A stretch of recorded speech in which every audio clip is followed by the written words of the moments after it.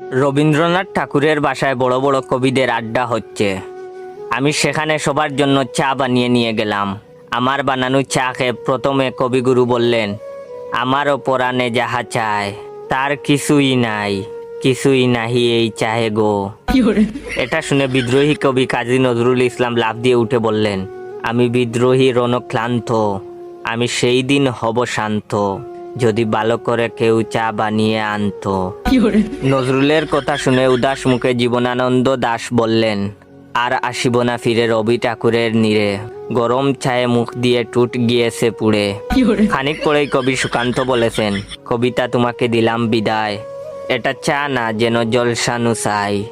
হেলাল হাফিজ তখন গুমড়ে বললেন, নষ্ট পাতির সস্তা চায়ে মুখ হয়েছে তিতা, কষ্ট চেপে নষ্ট চায়ে মুখ দিয়েছে কিটা। রুদ্র মোহাম্মদ শহীদুল্লাহ নরম কণ্ঠে বললেন, ভালো আছি ভালো থেকো, চায়েতে চিনি বেশি মেখো। তা শুনে কবির নির্মূলেন্দ্র গুণ বললেন, আমি হয়তো মানুষ না, মানুষ হলে এমন চায়ে চুমুক দিতাম না।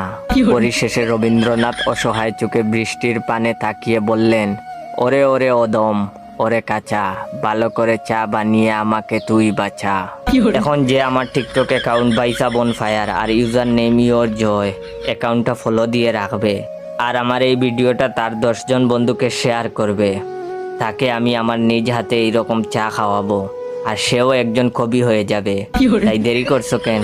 এক্ষুনি বেশি বেশি করে শেয়ার করো। ধন্যবাদ।